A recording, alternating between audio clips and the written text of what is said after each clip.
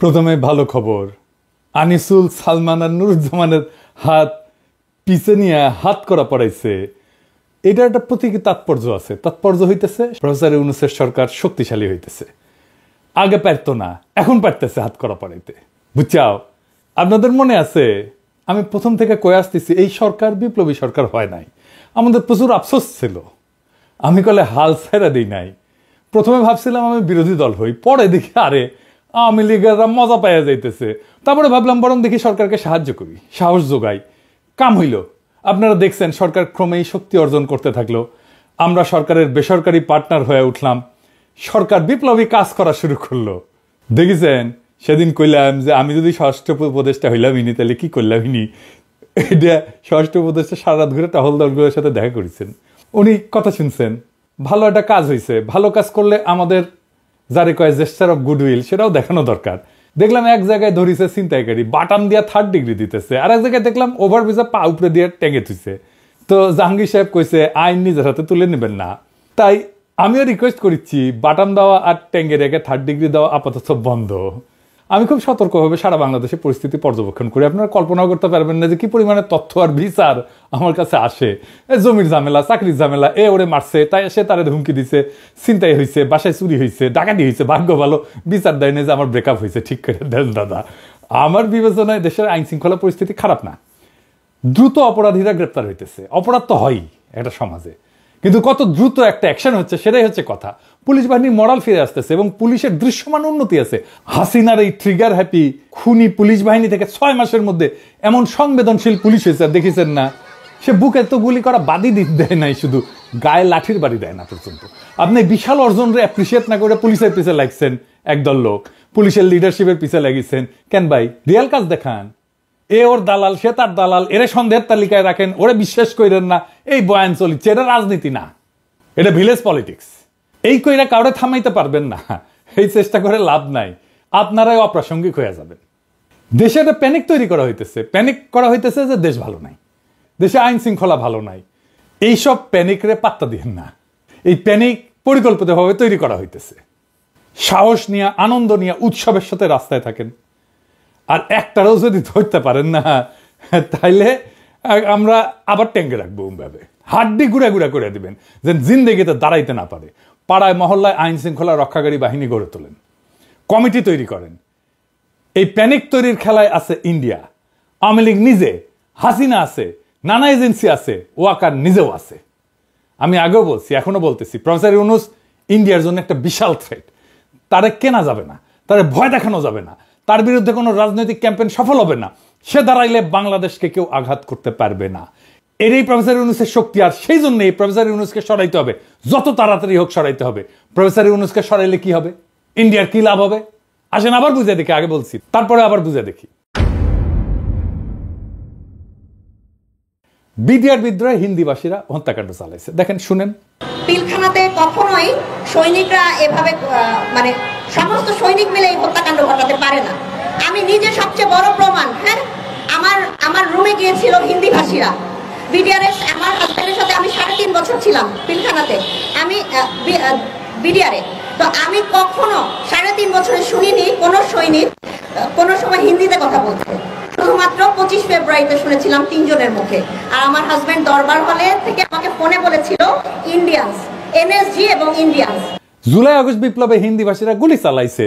এইগুলো তো বিশাল একটা ঝামেলা ইন্ডিয়ার জন্য। কানাডায় শিখ নেতা হরদীপ সিং নির্জারের হত্যাকাণ্ডে ভারতের জড়িত থাকার অভিযোগ উঠছে না? তদন্ত চলতেছে, বিচার হবে। এছাড়া নিউ ইয়র্কে খালিস্তানপন্থী শিখ নেতা গুরপান্ত সিং পান্নুকে হত্যার চেষ্টার অভিযোগে ভারতের গোয়েন্দা সংস্থা রয়ের এক সাবেক কর্মকর্তা বিকাশ যাদবকে অভিযুক্ত করা হয়েছে না? ইন্ডিয়া আন্তর্জাতিকভাবে দেউলিয়া হয়ে যাবে, ওর ধুতি খুলে যাবে যদি বাংলাদেশে দেখা যায় যে সে তার বাহিনী পাঠাইছে গুলি করার জন্য। এইটা ইন্ডিয়া প্রাণপণে বন্ধ করতে যাচ্ছে। বন্ধ হবে কিভাবে? যদি প্রফেসর ইউনূস না থাকে। প্রফেসর ইউনূস না থাকবে কিভাবে? দ্রুত যদি নির্বাচন হয়। সেই জন্য ইন্ডিয়ার সেনাপ্রধান বলে নির্বাচিত সরকারের সাথে সম্পর্ক করবে। বিনা সিকটি বলে দ্রুত নির্বাচন। ওয়াকার বলে ডিসেম্বরে নির্বাচন। বিএনপি বলে দ্রুত নির্বাচন। কারণ কি? কারণ তো বুঝতেই পারতেছেন। তবে বিএনপি বলে আর একটা ডেমোক্রেটিক সিস্টেম আসবে, নির্বাচন চাওয়া কি খারাপ? মোটেই খারাপ না। আমরা তো বলছিলাম গণপরিষদের নির্বাচন করেন, বলছিলাম না? আমরা নতুন সংবিধান করব, বিএনপিও বলে জনগণ সংবিধান সংস্কার করবে। তো আমরা এতদিন গণপরিষদের নির্বাচন করে নতুন সংবিধান রচনার কাজে হাত দিতে পারতাম, দিলাম না কেন? কে সেটা চায় না? বিএনপি। ছাত্র সংসদ নির্বাচন হলে গণতান্ত্রিক চর্চা কি বাধাগ্রস্ত হইতো? ডিসেম্বরে জাতীয় সংসদ নির্বাচন হইলেও তো ছাত্র সংসদ নির্বাচন এখন করে ফেলা যায় না? সেটা তো করবে না বিএনপি। স্থানীয় সরকার নির্বাচন, এটা হলে কি গণতান্ত্রিক চর্চা শক্তিশালী হইতো না? না, সেটা করবে না বিএনপি। কারণ ছাত্র সংসদ নির্বাচনে ছাত্র দল জিতবে না, স্থানীয় সংসদ নির্বাচনে ভালো ফল করবে না বিএনপি, এটা তাদের মাথায় ঢুকিছে। কিন্তু আশা আছে পাবলিকে জাতীয় নির্বাচনে মার্কা দেখে ছাপ্পা দিবে। কি স্বার্থপর চাওয়া!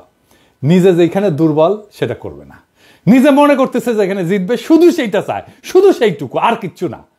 আবার বলবে আমরা দেশের ভালো চাই। পুরা হাসিনা আমলে বিএনপির কোনো ভয়েস ছিল না। এমনকি হাসিনা পতনের পরে ওই যে বুয়েটের ছাত্র কি যাকে বুয়েটের টিচার কি প্রভুপাত কি যেন কিবের নাম, যাই হোক, বিএনপি আর তারেক রহমানকে নিয়ে বিএনপির দানব বানায় একটা ভিডিও বানাইছিল না? এই শর্মা ডিফেন্ড করলো তো বিএনপির নাকি? তার পিছে ঝেপে পড়ছে বিএনপির কর্মীরা। আপনার কর্মীরা হয় বেকুব, অথবা রাইট পলিটিক্যাল ট্রেনিং নাই, অথবা আপনাদের একেবারে নিয়ন্ত্রণ নাই কর্মীদের উপরে। তো কোন সবগুলি তো খারাপ একটা রাজনৈতিক দল হিসেবে। আপনাদের পাশে আপনাদের দলের বাইরে কেউ দাঁড়াবে না, জিন্দেগিতে না। আমি কয়ে দিলাম, লিখে রাখতে পারেন। আপনি ঐক্য করতে যান, দেখেন শক্তিশালী কাউরে পাবেন না, দুর্বল লোকরে পাবেন। রাজনীতি যে আসলে বন্ধুত্ব আর সম্পর্ক, এই বেসিসটাই আপনি ধরতে পারেন নাই। তো আমার প্রিয় লেখক ওই রিফাত হাসানের একটা বই আছে, সম্পর্ক বন্ধুত্ব রাজনীতি, ওটা পড়ে দেখেন, তাইলে বুঝবেন যে রাজনীতির সাথে বন্ধুত্ব আর সম্পর্কটা কি জিনিস। আওয়ামী লীগরে দেখেও শিখেন না। সিপিবি কম হোক বেশি হোক তো আওয়ামী লীগের বিরোধিতা করেছে, তাই না? আওয়ামী লীগ একটা ফুলের টোপা দিছে, সিপিবিকে দেয় নাই। আমি চরম আওয়ামী বিরোধী হইলেও এইটা আওয়ামী লীগের কাছ থেকে শিখেছি। আপনার এলায়ের সাথে, এক সময়ের এলায়ের সাথে ঠিক কেমন সম্পর্ক রাখবেন, ডিলটা কেমনে করবেন। আপনার দলের লোকেরা জামাতের পিছে লাগলো, এ বুদ্ধি আপনাদের কে দিছে জানি না, কিন্তু যে দিছে ওরা রাজনীতির ক্লাস 3-তে ভর্তি করে দেওয়া উচিত। কেন এইটা ডিজাস্টার হয়েছে আপনাদের নিজেদের জন্য, সেটা আমি একটু বুঝে দেখি। হ্যাঁ, আসেন। বিএনপির সবচেয়ে বড় বয়ানের সংকট হবে জামাতকে নিয়ে। বিএনপিকে জাস্টিফাই করতে হবে কেন তারা জামাতের সাথে রাজনৈতিক এবং নির্বাচনী ঐক্য করছিল। জামাত সম্পর্কে যে বয়ান তারা হাজির করে কি, সেটা আদর্শিক এবং ঐতিহাসিক। মুক্তিযুদ্ধের বিরোধিতা করছে জামাত, আলবদর করছে, শিবির রক কাটে ইত্যাদি। এর এই বিষয়গুলোতে রাজনৈতিক এবং নির্বাচনী যে ঐক্যগুলো করছিলেন সেই সময়ও ছিল, তাই না? সেই ঐক্যের ঘটনার আগেই সেই ঐতিহাসিক ঘটনাগুলো ঘটছিল। বিএনপির সেই রাজনৈতিক অবস্থানকে বাতিল করতে হলে তো বিএনপিকে খালেদা জিয়ার প্রজ্ঞার কৌশলকে অস্বীকার করতে হবে, আর বিএনপিকে ডিপার্চার করতে হবে খালেদা জিয়ার উত্তরাধিকার থেকে। আপনাকে যদি খালেদা জিয়ার উত্তরাধিকার নিতে হয়, জামাতকে আপনি ডিজোন করতে পারবেন না। এখনো পর্যন্ত খালেদা জিয়া বিএনপির সেকেন্ড বিগেস্ট পলিটিক্যাল অ্যাসেট, জিয়ার পরে। বয়ান তৈরির সময় ভবিষ্যৎ দেখে নিতে হয়, এটা পটেনশিয়াল আফটার এফেক্ট বা পাল্টা বয়ান ভাবে রাখতে হয়। বিএনপির জামাত বিরোধিতা বয়ানের মূল ক্ষতি হবে বিএনপির। তার ভোটাররা মনে করবে যে বিএনপি শুধু নির্বাচনে জেতার জন্য জামাতের সাথে ঐক্য করছিল, এখানে কোনো রাজনৈতিক ঐক্য ছিল না, রাজনৈতিক নৈকট্য ছিল না, স্বার্থপর চাওয়া থেকে ঐক্য করছিল। দ্বিতীয়ত, বিএনপি ভবিষ্যতে কোনো এলাই পাবে না, কারণ কোন পটেনশিয়াল এলায়ের মাথার পিছনে সবসময় খেলা করবে বিএনপি, তার এলায়ের হাত ছেড়ে দেয়, তার এলায়ের বিরুদ্ধে লাগে। বিএনপি যার সাথে একসময় ফর্মাল ঐক্য করে তার সাথে পরে যুদ্ধ নামে। আপনি আপনার এলায়ের সাথে বিরোধ করবেন না তা না, করতে পারেন, অবশ্যই করতে পারেন, অন্য দল কেন করবেন না, কিন্তু সেটা তো বুদ্ধিমত্তার সাথে করতে হবে। আপনার একটা ইন্টারেস্টিং গল্প বলি। আমি জয় বাংলা স্লোগানে জয় বাংলা করে দিছি, তাই না? মুজিবকে সোহরাওয়ার্দীর বডিগার্ড বানাইছি, তো ইনকা হইলে অনেক সময় নিজের মনে হয় তালেবার হয়ে গেছি, আমি যা করবো সেটাই ঠিক হবে, তাই না? তো আমি ভাবলাম যে হাসিনা শব্দটাকে প্রতিশব্দ বানাবো। কার হাসিনা কে মারে ধুলাই অন্ধকার, দেখেছেন না, এইসব কইতাম। তো কিন্তু আমি খেয়াল করলাম যে এটা জয় বাংলার মতো ক্লিক করতেছে না। আমি র্যান্ডম মানুষের সাথে কথা বলা শুরু করলাম। একদিন একজন আমারে খুব পছন্দ করেন, উনি, সে আমার উপর খুব ক্ষিপ্তভাবে কইলে, আরে ভাই আপনি তো এটা খুব খারাপ কাজ করতেছেন, কত মুরব্বীর নাম হাসিনা, আপনার ধারণা আছে? আমার মায়ের নামই তো হাসিনা বেগম। দেখেন কি ডিজাস্টার করে ফেলছিলাম। আমি আগে বিএনপির ওই যে জয় শ্রীরাম বলেন, ওটাকে জয় শ্রীরাম বলতাম আর কি, বিকৃত কইরা। তো খেয়াল করলাম হিন্দুরা এটা ভালোভাবে নিচ্ছে না, এটা তো আসলেই তার কাছে একটা ধর্মীয় বিষয়, আমি তো সেটা বিকৃত করতে পারি না। বিজেপির সাথে আমার লড়াই আছে, কিন্তু হিন্দু ধর্মের সাথে তো আমার কোনো লড়াই নাই, তাই না? ঠিক একইভাবে বিএনপি জামাত শিবিরকে অনলাইনে কি বলে, আল বটর বলে। দেখেন, এই বলে ডাকা শুরু করলো, আল বদর থেকে আল বটর, বুঝছা? মানে বট বাহিনী থেকে বটর আর কি। ওরা মনে করলো যারা এটা বানাইছে যে তারা খুব স্মার্ট কাজ করেছে। আওয়ামী লীগ ঠিক একই ভুল করেছিল, জামাত শিবিরকে ছাগু বলতো, মানে ছাগলের মতো দাঁড়িয়ে আছে তাই ছাগু, কাঁঠাল পাতা খায়। ভাই, দাঁড়িয়ে একজন মুসলমানের সুন্নত, তুমি সেটা নিয়ে ব্যঙ্গ করতে পারো না? আল বদর যদি বলতে চাও সেটাই বলো। রাজাকার আল বদর শব্দগুলোর সাথে বাংলাদেশের স্বাধীনতা বিরোধিতার একটা বিষয় আছে, এটা সত্য। কিন্তু এটাও সত্য যে বদরের যুদ্ধ একটা হাইলি সিগনিফিক্যান্ট পবিত্র ঘটনা, ধর্মীয় পবিত্র ঘটনা, এটাকে তুমি বটর বলতে পারো না। এই কাজের কনসিকুয়েন্স আছে, কয়ে দিলাম। জামাতের রাজনৈতিক বিরোধিতা আপনি দারুণভাবে করতে পারতেন, জামাতের সাথে আপনার অতীতের রাজনৈতিক ঐক্যকে অন করে করতে পারতেন, ওইটা একটা সিরিয়াস ইন্টেলেকচুয়াল কাজ হইতো। কিন্তু আপনারা তো সিরিয়াস কাজে যাবেন না, তাই না? হয় সে যোগ্যতা নাই, অথবা সে ভীষণ নাই, অথবা দুইটাই, অথবা বয়ান আসছে ইন্ডিয়া থেকে। যা বলেন জামাতের বিরুদ্ধে, এগুলো তো ইন্ডিয়ান বয়ান, এগুলো তো ইন্ডিয়ান বয়ান রে ভাই, এটাই আওয়ামী লীগ বলে আসছে, ওটাই আপনারা নিছেন, কোনো ইনোভেশন নাই। যাই হোক, আগের আলাপে ফিরি। বিএনপির বয়ান হইতেছে প্রফেসর ইউনূসের সরকার আইন শৃঙ্খলা পরিস্থিতি নিয়ন্ত্রণ করতে পারতেছে না, তাই না? বিএনপির কথা। তো বিএনপি ক্ষমতা আসলে কিভাবে নিয়ন্ত্রণ প্রতিষ্ঠা করবে? এই পুলিশ দিয়ে তো করবে নাকি? সব পুলিশ বাদ দিয়ে দিবে? এই পুলিশ কি ম্যাজিক দিয়ে ঠিক করে ফেলবে এক রাতারাতি? আমি যদি সবচেয়ে বড় রাজনৈতিক দল হই দেশের, আমার যদি সমাজের উপরে নিয়ন্ত্রণ থাকে, তাহলে আমি না চাইলে কেউ তো আইন শৃঙ্খলা পরিস্থিতি অবনতি করতে পারবে না, পারে না। আইন শৃঙ্খলা পরিস্থিতির অবনতি তো খুবই পরিকল্পনা করে হইতেছে। আমি আসতেছি সে আলাপে।